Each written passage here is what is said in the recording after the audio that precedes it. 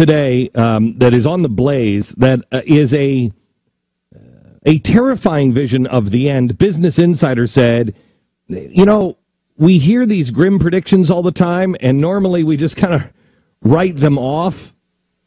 But this one is significant because who said it? Raoul Pal. He is he writes for the Global Macro Investor. It's a research publication for large and institutional investors. He previously co-managed the GLG Global Macro Fund. He is also one of the head guys for the for Goldman Sachs hedge funds. And he said in this presentation that you'll find up on the Blaze, this is what's coming, and he calls it the end game. And again, I want to stress, we make it through this.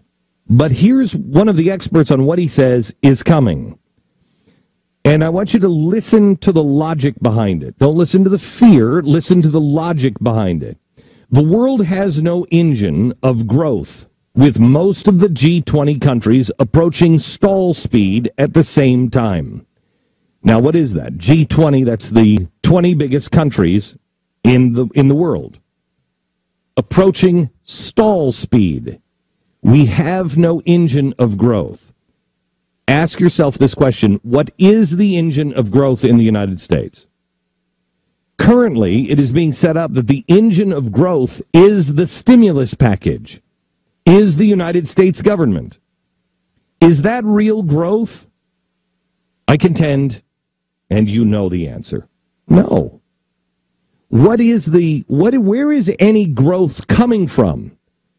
If you want to look at anything that is exciting people, it's Facebook. And you see where that is. What is it, down to $26 a share now? $24 a share? The Western world is about to enter a second recession in an ongoing depression. For the first time since the 1930s, we are entering a recession. Before industrial production, durable goods orders, employment, and private sector GDP have made back their previous highs. Hear that again. For the first time since the 1930s, we're entering a recession before we've made it back up on our feet. Usually we have a recession, it starts to grow again, and then we come back down. This is a new trend, and this is the trend that we had in the 1930s during the Great Depression. FDR, because of this ridiculous stimulus that he did, and the nouveau ordre that he was trying, it kept us in a depression and kept going up a little bit and then down. Fact, this will be the lowest cyclical peak in GDP growth in G7 history.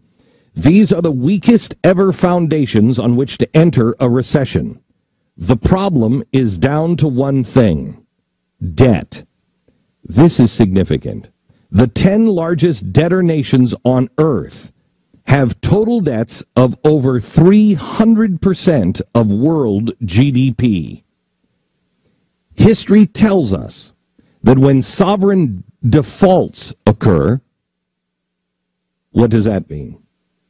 Sovereign defaults. Sovereign default. If a sovereign default occurs, that means Greece goes out of business. Spain goes out of business. Portugal goes out of business. The euro is a bubble. It will crash. That's a sovereign union.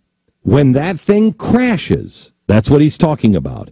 History tells us that when sovereign defaults occur, they come in a series of defaults.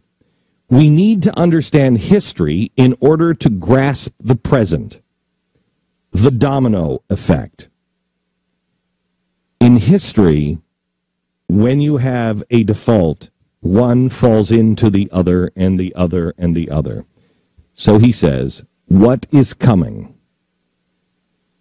EU sovereign debt defaults. UK sovereign default. Japan sovereign default. South Korea sovereign default. China sovereign default. China is interesting because most people think China is so strong. China is building ghost cities. You can only build ghost cities so long before you're like, you know what, we can't build any more ghost cities. So he says all of these will default, and the biggest banking crisis in world history. Then he's got a few of the charts saying the end of finance, the end of Europe, the end of world trade. Then he has a picture of a hurricane and the eye of the hurricane. He says, we are here. We don't know exactly what is to come, but we can all join the very few dots from where we are now to the collapse of the first major bank, with very limited room for government bailouts. Why is that? You remember when we spoke 4 years ago now, maybe almost close to 5? We said that there would come a time that these bailouts wouldn't work, that they would throw money at the system. And then I said, when they do this, and it doesn't change any of the factors, they have to immediately shut the faucets off and go the other way. Otherwise, they'll continue to print too much money, they'll digitize too much money, they'll flood the market with too much money, and the engine will stall because you flooded it, or you will have a rocket ship on your hands, and you will have hyperinflation. And you'll have out-of-control interest rates eventually. With very limited room for government bailouts, meaning we've got nothing left now. There's no bullets in the gun except meaningless printing.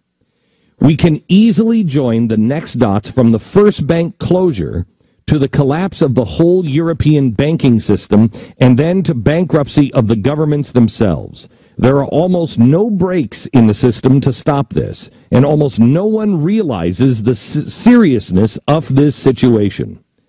The problem is not government debt per se. Listen carefully. The real problem is the $70 trillion in G10 debt. The top 10 governments around the world, the $70 trillion is the collateral for $700 trillion in derivatives. That number equates to 1,200% of global GDP and rests on very, very weak foundations. Again, this is a presentation put together by former hedge fund guy at Goldman Sachs, now is a writer, but also ran one of the big hedge funds over in the UK, and he is warning that you're in an endgame scenario now. From an EU crisis, one that George Soros said is coming in the next 3 months. From an EU crisis, we only have to join one dot for a UK crisis of equal magnitude. Imagine the UK defaulting. What do you think would happen to Japan and China? Would they not be next? And do you think that the U.S. would survive unscathed? This is the end of the fractional reserve banking system and of fiat money. It is the big reset. This is what we've been talking about for quite some time. The big reset. This is what George Soros has wanted. The big reset. Who is designing when the system has to be rebooted? Who are the players that are designing that? This is why when people say to you, what, George Soros, why would anybody want this to happen?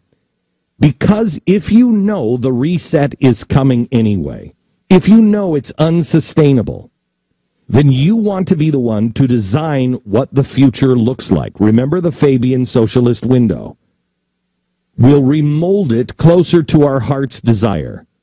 Heat the world up and then remold it. That's what the big reset is for George Soros.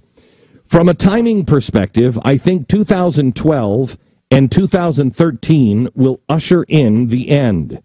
You have to understand that the global banking collapse and massive defaults would bring about the biggest economic shock the world has ever seen. There would be no trade finance, no shipping finance, no finance for farmers, no leasing, no bond market, no nothing. The markets are frankly at a terrifying point of realizing that there is nothing they can do, including quantitative easing, to prevent this collapse. The next phase, as Spain and Italy go, will to see nationalism of banks, the nationalization of banks, and the assumption of bank debts on government balance sheets. This is what we talked to you about on Friday. We have Timothy Geithner coming out and saying, the governments have to take this debt on. Then expect to be shut out of financial markets. Bonds will be stuck at 1% of the U.S., Germany, UK, and Japan for this phase. The whole bond market will be dead. That means nobody wants to invest in companies.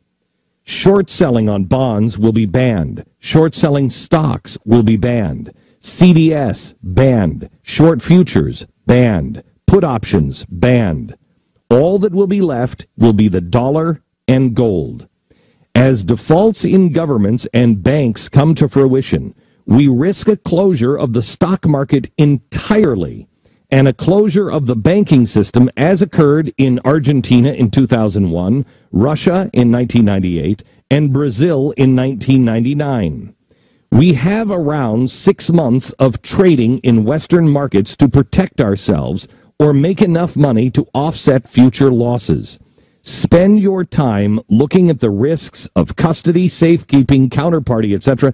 Assume that no one and nothing is safe. After that, put your tin helmet on and hide until the new system emerges. I wish I could see another option with an equally high probability, but I can't find one. All we can do is hope that I'm wrong, but either way, a new system will emerge, and it will open up a whole new set of opportunities. But we are going back 40 years in time, and 1,500 to 3,000 years in trading. This again from Not a Schlub. This again coming on the heels of what George Soros said this weekend. George Soros said that he felt the EU had 3 months. They're saying the same thing.